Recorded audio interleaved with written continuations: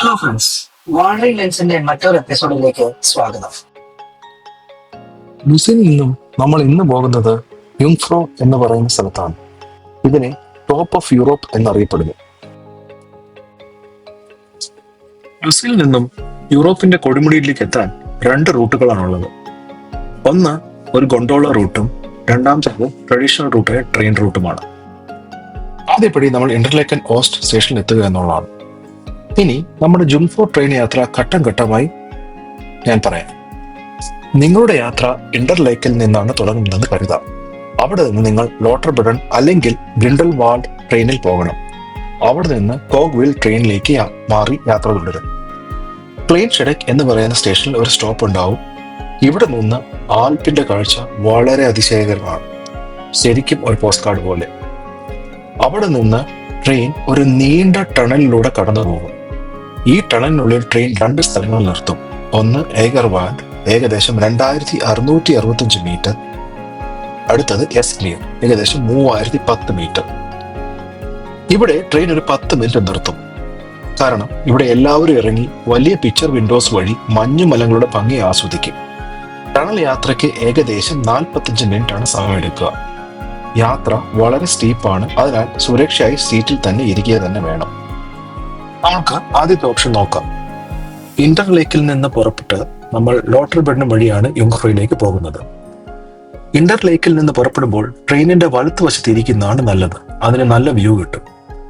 ലോട്ടർബെറണിൽ നിന്നും ട്രെയിൻ മാറിയ ശേഷം മനോഹരമായ വെങ്കൻ വഴിയാണ് യാത്ര ചെയ്തത്. തുടർന്ന് ക്ലെയിൻ ഷെഡിലേക്ക് എത്തും. ക്ലെയിൻ ഷെഡക്കിൽ നിങ്ങൾ വീണ്ടും ട്രെയിൻ മാറണം. ഇനി യാത്രയുടെ അവസാന ഘട്ടം യുങ്ഫ്രോയിലേക്ക്. ഇതിന്റെ ഭൂരിഭാഗവും ടണലിലൂടെയാണ് പോകുന്നത്. പക്ഷേ ഒന്ന് ചിന്തിച്ചാൽ 3000 മീറ്റർ ഉയരത്തിൽ പാറകൾക്കിടയിലൂടെ പോയിട്ടുള്ള ഒരു ടണൽ.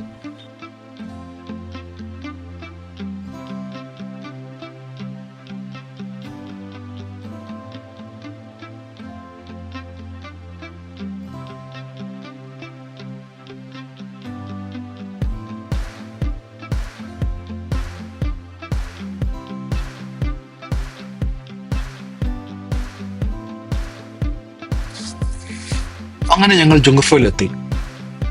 അവിടെ നിന്ന് നമ്മൾ ആദ്യത്തെ ആക്ടിവിറ്റി ചെയ്തത് ഐസ് പാലസ് വഴി നടക്കുക എന്നുള്ളതാണ്. ഗ്ലേഷ്യർ ഐസിൽ നിർമ്മിച്ച ടണൽ വഴിയുള്ള നടപ്പ് ഇവിടെ പ്രധാന ആകർഷണമാണ്. അതിനൊപ്പം ഐസ് സ്കൾപ്ചറുകളും കാണാൻ കഴിയും.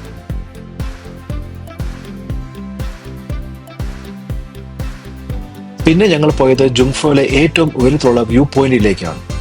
അവിടെ നമുക്ക് എലിവേറ്റർ ഉപയോഗിച്ച് കയറാം. അവിടെ ഔട്ട്ഡോർ ഒബ്സർവേഷൻ ഡെക്ക് ഉണ്ട്. സ്വിസ് ആൽപ്സ് മുഴുവൻ കാണാൻ കഴിയുന്ന മനോഹരമായ ഒരു സ്ഥലം.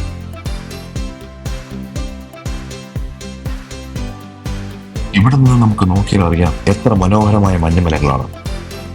ഇനി നമുക്ക് ഇതിനെ ജുങ്ഫ്രോയുടെ കാലാവസ്ഥയെ കുറിച്ചൊന്ന് നോക്കിയേക്കാം. മുകളിലെ കാലാവസ്ഥ എങ്ങനെയായിരിക്കും അല്ലേ? സൂര്യപ്രകാശം കിട്ടുമോ? എന്തൊക്കെ കൊണ്ടുപോകണം? സന്ദർശിക്കാൻ ഏറ്റവും നല്ല സമയം ഏതാണ്? ഇതൊക്കെ യാത്രയ്ക്ക് മുമ്പ് ആരും ചോദിക്കുന്ന ചോദ്യങ്ങളാണ്. എന്നാൽ സത്യത്തിൽ പറഞ്ഞാൽ കാലാവസ്ഥയെ കൃത്യമായി പ്രവചിക്കാൻ പറ്റുകയില്ല, പ്രത്യേകിച്ച് മലമുകളിൽ. ചിലപ്പോൾ വെളുപ്പിനെ തെളിഞ്ഞ് സൂര്യപ്രകാശമായിരിക്കാം, പക്ഷെ ഉച്ചയ്ക്ക് ശക്തമായ മഞ്ഞ് പെയ്യൽ വന്ന എല്ലാം മാറ്റിമറിച്ചേക്കാം. എന്നിരുന്നാലും മെയ് മുതൽ സെപ്റ്റംബർ വരെയാണ് മികച്ച കാലാവസ്ഥയ്ക്കുള്ള സാധ്യത. എന്നാൽ ഇവയാണ് ഏറ്റവും തിരക്കേറിയ മാസങ്ങളും, അതിനാൽ യാത്രാ ടിക്കറ്റ് മുൻകൂട്ടി ബുക്ക് ചെയ്യാൻ മറക്കരുത്. ഇനി നമുക്ക് യുങ്ഫ്രോ യോക്കിലേക്ക് എത്തിപ്പെടാൻ ടിക്കറ്റ് പ്രൈസ് എന്താണെന്ന് നോക്കാം. യൂഷ്വലി യുങ്ഫ്രോ യോക്ക് വളരെ എക്സ്പെൻസീവ് ആണ്.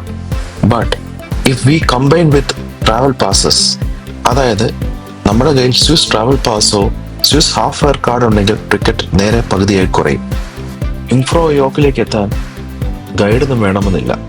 യൂഷ്വലി സ്വിറ്റ്സർലാൻഡിന്റെ യുങ്ഫ്രോ യോക്ക് സൈറ്റിൽ വളരെ വിശദമായി ഇവിടെ എങ്ങനെ എത്തിപ്പെടാം എന്നുള്ള വിവരങ്ങളുണ്ട്.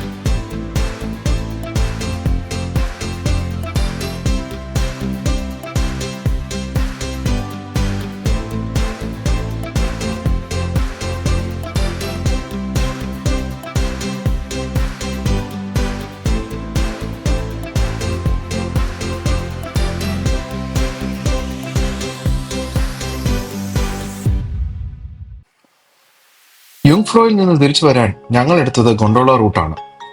ഇത് തന്നെയാണ് ഏറ്റവും വേഗത്തിൽ താഴേക്ക് എത്തിച്ചേരുന്ന വഴി. സാധാരണ നമ്മൾ ട്രെയിനിൽ പോകുമ്പോൾ ഡിസെന്റ് വളരെ സ്ലോ ആണ്. ഇടയ്ക്കിടെ സ്റ്റോപ്പുകളും ഉണ്ടാകും. പക്ഷേ ഗൊണ്ടോളയിൽ കയറുമ്പോൾ വളരെ വേഗത്തിൽ തന്നെ താഴെ ഇറങ്ങുന്നതിന്റെ ഒരു ഫീൽ നമുക്ക് കിട്ടും. ചില ഭാഗങ്ങളിൽ ഡിസെന്റ് അതിശയകരമായ ഫാസ്റ്റ് ആണെന്ന് തന്നെ തോന്നും. വഴിമധ്യേ കാണുന്ന കാഴ്ചകൾ അതിമനോഹരമാണ്. മുകളിലെ സ്നോ പീക്സ്, പയ്യെ പയ്യെ പിന്നിലേക്ക് പോകുമ്പോൾ ലഷ് ഗ്രീൻ വാലീസ്, ചെറു ഗ്രാമങ്ങൾ, മനോഹരമായ പുൽമേടുകൾ എല്ലാം കണ്ണിന് മുകളിലൂടെ തെളിയും. മലയിൻ മേലിൽ നിന്ന് താഴേക്ക് ലിറ്ററലി പറക്കുന്നത് പോലെയുള്ള അനുഭവമാണ് ഗൊണ്ടോളയിൽ ഇരിക്കുന്നത്. ചുറ്റും ആൽപ്സ് പർവ്വതങ്ങൾ വിരിഞ്ഞു കിടക്കുന്നതും കാണുമ്പോൾ യാത്ര നല്ലൊരു ഹൈലൈറ്റ് ആണത്.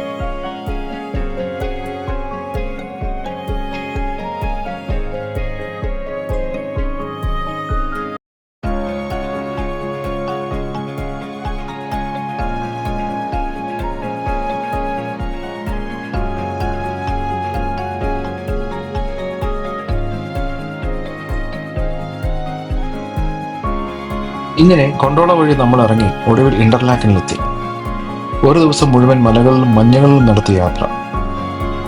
ഇപ്പോൾ മനസ്സിൽ നിറഞ്ഞിരിക്കുന്നത് ഒട്ടേറെ മനോഹരമായ ഓർമ്മകളാണ്.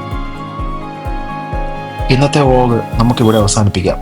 പക്ഷേ കഥ ഇതോടെ തീരുന്നില്ല. അടുത്ത എപ്പിസോഡിൽ നാം പോകുന്നത് സ്വിറ്റ്സർലാൻഡിലെ ഏറ്റവും സ്വപ്നസുന്ദരമായ താഴ്വാരമായ ലോട്ടർബ്രണ്ണൻ വാലിയിലേക്കാണ്. അതുവരെ സ്റ്റേ ട്യൂൺഡ്.